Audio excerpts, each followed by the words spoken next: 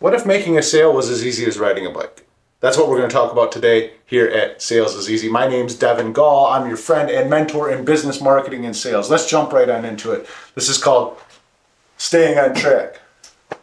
Think about riding a bike. You don't have to think about riding a bike because you know how to ride a bike. A lot of us learned when we were young.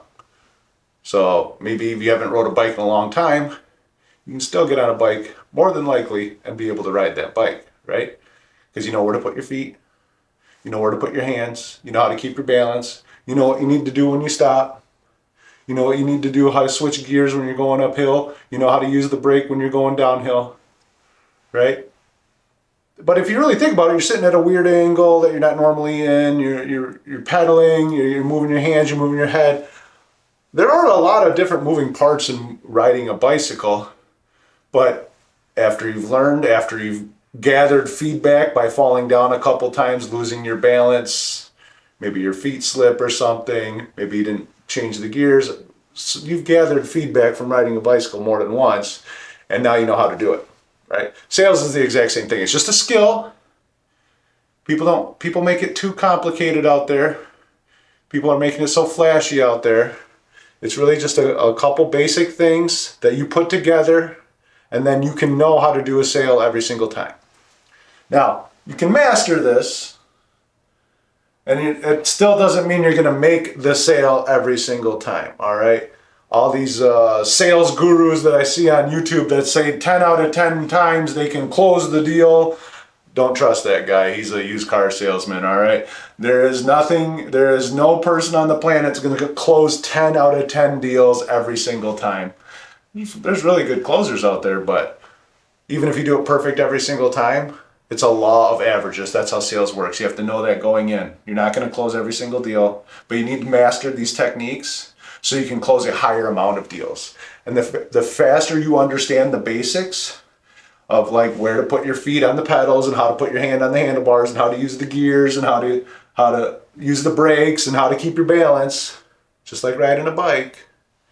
You learn the little different moving parts here, the better you're going to be at doing sales every single time. So we have to realize every sale is exactly the same. There's going to be an open and then there's going to be a close, right? And the shortest distance between those 2 points is going to be a straight line. But you will never go on a straight line in a sale. So that means you're just talking the whole time and the customer has no questions and the customer never derails the conversation, right? There's going to be some ups and downs as you go along the sale. Our job as salespeople is to, when the customer derails the conversation, to bring it back, all right, elegantly, gracefully, right? So you get to, sometimes the customer will start going off on a tangent. You can go off on that tangent with them a little bit, but then you need to bring it back. We do this by understanding the 4 main parts of a sale, or the 4 main tracks of a sale. Building rapport, right? They gotta like you before they're gonna trust you, and they gotta trust you before they buy from you, right? The script or the talk track itself. Closing, how to close, and what closing actually is, and gathering intel. Now these 4 things you're doing simultaneously. You're kind of weaving them back and forth, and you're going back and forth between these things as you're doing the sale. These are the main tracks and things you need to master to be able to stay in control of your conversation. So let's start with building rapport. What's an easy way to build rapport? Use a person's name. Learn their name in the intro. You're going to tell them your name. You're going to learn their name. And you're going to use their name throughout. So they feel familiarity, right? The sweetest thing a person can hear is their own name. Give genuine compliments. Don't give fake compliments. If there's nothing you can compliment genuinely, just skip this part. All right, people can sense fakeness. All right, don't give fake compliments. Give genuine compliments. You like their shoes, you like their shirt, you like their jewelry, you like how their house is set up, you like the architecture, you like the landscaping, you like how their business lobby looks, you like how their website looks, whatever. It has to be a genuine compliment because they're going to feel that. They're going to know, and you're going to set the tone right away. If you're giving false compliments, so they're going to feel that kind of energy. Talk baseball, as they call it, which just means, I'm not talking about baseball. I'm talking about something that's not your product or service. You're talking about what the customer cares about. You're talking about things that interest the customer. You're talking about things that you can find common ground on and you can relate to. All right. Sometimes you might not have common ground with that customer. They might love this thing and you hate that thing, or vice versa. You can't not talk about it. All right. You have to be able to relate to these kind of things. When they bring these things up, you have to go off kind of into those things and let them, maybe you got nothing positive to say about it. Let them talk about it a little bit. Let them talk about it, right? It's not for you to win a debate. It's not for you to, this is not the time for you to prove your point. This is not the time for you to be right. This is the time to create rapport. And one of the easiest ways to do that is just listening, right? Encouraging them and listening. Speak the customer's language. All right, you got to kind of mirror them a little bit. Don't overdo it here.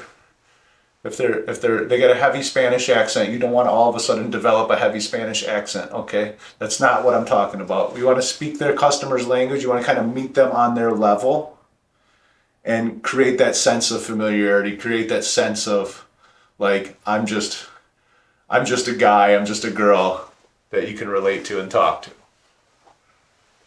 Next is the talk track, the script itself, right? The 5 steps or whatever your talk track might be. You want to follow the system and don't reinvent the wheel here, okay? So there's a system in place. Whatever your system may be, you want to stick to that. You want to stick to those sentences, to those scripts, as long as it's a proven system that actually works, right? If it's not a proven system that actually works, find a different system, right? Find a system that doesn't work. You can check out my channel. I got a couple different systems on my channel, but that have worked. I've used them over a decade. But find a system and stick to it, okay? You're not going to close 10 out of 10 deals, even if you do the system perfectly every single time. All right.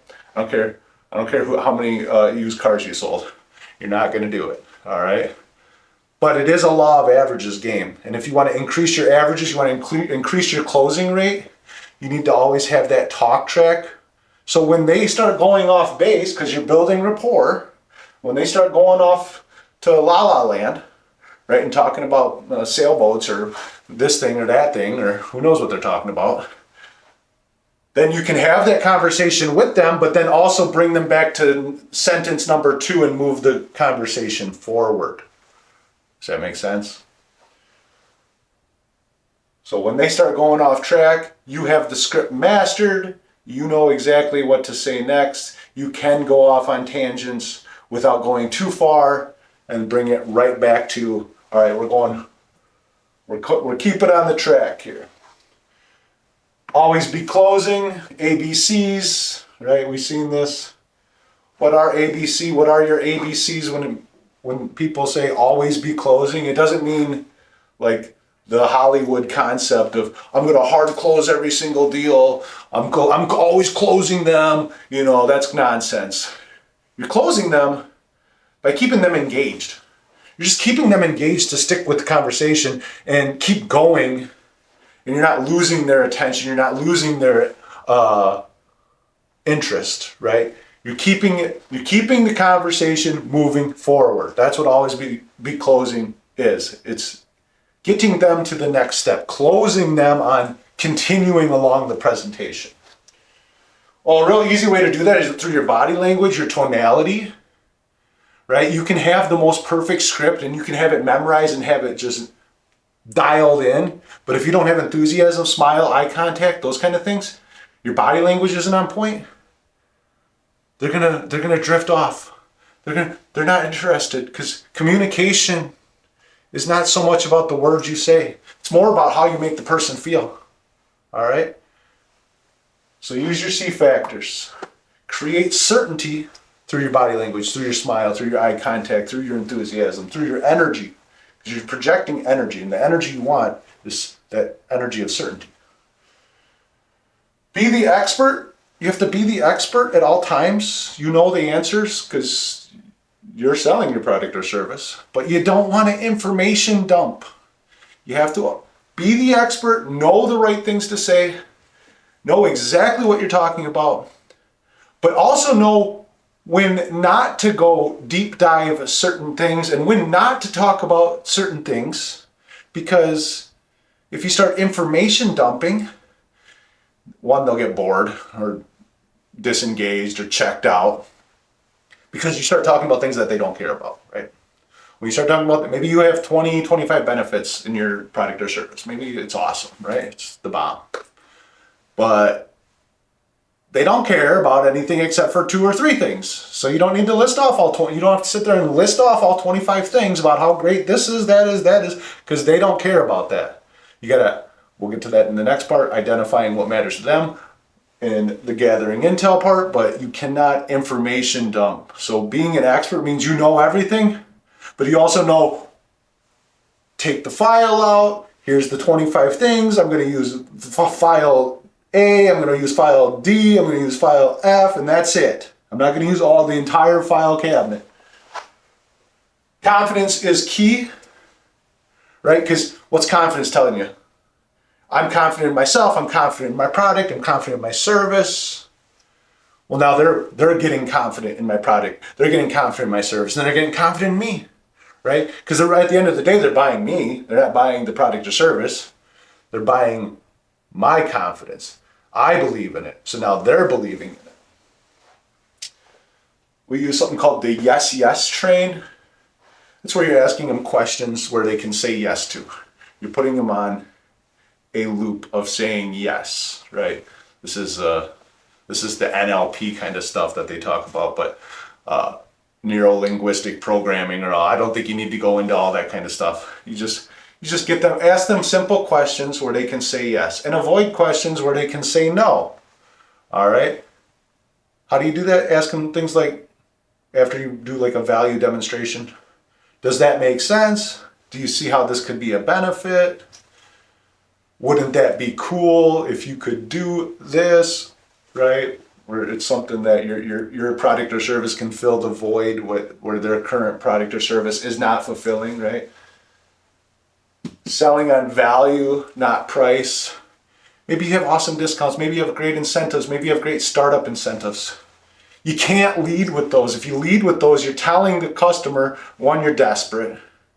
You're desperate and you need the sale because you're just going to give them all the discounts and all the special goodies right off the rip. And you haven't talked about value at all. And you're also telling them, hey, I'm cheaper, right? That word that hurts our ears. I'm cheaper. Cheaper means crummier. Cheaper means not good, all right? So sell on value, sell on full price. Don't give them discounts. Don't give them incentives. You use that stuff at the very end to push them over the edge. You don't lead with incentives. You lead with value. Stick to the ARC method. Maybe you have your own type of closing loop. I've heard it called all types of things. I've heard probably 10 different versions of the exact same thing. Basically, you agree with the person. You acknowledge their concern when they have an objection. You acknowledge it. You agree with them. Simple way to do that is just repeat their concern back to them as a question. I need to talk to my wife. You need to talk to your wife, right? You're just repeating their concern. Maybe you don't even agree with whatever they're saying, but you're acknowledging that their concern is valid. This is really empathy. You're letting them know that hey, I completely understand how you feel. You relate to them. You can relate to yourself, you can relate to others, but you tell them, hey, other people I've signed up, they asked me that same thing. Other people I signed up brought up that same exact concern. So I'm so glad you asked that. And then you close them. Closing in this sense is moving them to the next step. Maybe you're at the end, you're closing them to sign the deal. Maybe you're in the middle, you're closing them to move forward and provide some information. Maybe you're in the beginning, you're closing them to stop and listen to you. But you're always going to acknowledge their response, their objection. relate to it, and close it to move to the next thing. And then gathering intel. Now gathering intel, it's kind of like time-based here. So it depends where you are, if you're at the beginning of it, or if you're toward the end, what part of the gathering intel phase you're in. But you're gathering intel throughout by using discovery questions, right? I would say this is the first 70 to 80% of your conversation is you're sprinkling in discovery questions. But you don't want to sit there and be like grilling them like a Law and Order type situation where you're just grilling them for information, right? You want to sprinkle these discovery questions throughout your presentation to identify pain, identify hot spots. What's pain? Current needs that aren't being fulfilled. What's hot spots? Things they like, things they want, right? Because at the end of the day, you're really not selling your product or service. Whenever you're doing sales, you're selling a future where they're better off. That's what sales is. You're selling them the future because now they have your product or service. I have this phone, which is 2 generations ago. But this new cell phone is going to have this better camera and this better thing, and it's going to have more memory. And now all my life, I won't run out of space for pictures. I will be able to do what I want with it. I can record better videos for YouTube because I have this newer generation phone, even though this phone I spent $1,200 on just 2 years ago. And I don't really need to upgrade. I could just delete some photos. But wasn't life going to be so much better if I have this newer, brand new phone that just came out? It's only $1,800, right? That's what sales is. You're selling them the idea of how their life is so much better now that they got their new product or service from you. So you identify the pain, the hot spots, you understand their needs, you understand their wants, their desires. But now you're that's your first 60, 70, 80% of your presentation. You're moving toward the end now. Now you're closing the deal. Now you're getting the signatures. Now you're using your incentives. You're using your sizzles. You're using the intel. All right. You move from gathering intel to using intel. This is when you're closing the deal. The big mistake a lot of new people will make is they will gather the intel and then try to spend it right away. They'll figure something out. Oh, the customer wants this. Oh, we got that. You don't want to do that because you're not in the closing the deal phase yet. So you want to gather all this intel. The way it was taught to me was you're in the mines and you're getting little gold nuggets, right? But you can't spend the gold nuggets because you're not in town yet, right? So your job is to get the nuggets and then put them in the bag. Just gather the intel. Gather the intel, gather the intel. Then when you're later on, you take your trip back down, you ride your donkey back to town. Now it's time to spend the intel. Now it's time to use the intel, all right? This is your ammo to get the signature. Just to recap, you're building rapport throughout the entire presentation by making a friend first, not focus on making the sale. You're sticking to the script, so when they start going off base and you are building rapport or you're gathering intel, you're bringing them back to moving the sale forward, right? Getting them back on track. That's why it's called the talk track, right? You're always closing, you know your ABCs. You're always closing them to move forward. You're building confidence, you're building certainty, you're transferring that certainty. You're using your smile, your eye contact, your enthusiasm, you're using your energy, you're using your body language throughout the entirety of the presentation. You can't just have great body language and energy at the start or at the end. You can't just save the whole energy and excitement for the very end of the presentation, right? It's got to be something that's happening throughout. And then you're gathering intel throughout. The first phase where you're getting all the information, you're finding out exactly what they need, what they want, what they desire. You're finding out what they don't like. You're finding out how to make their future better. And then you're saving that intel until the end when you're getting the signature and you're using that intel, right? Appreciate y'all coming down. Thanks for checking out Sales is Easy.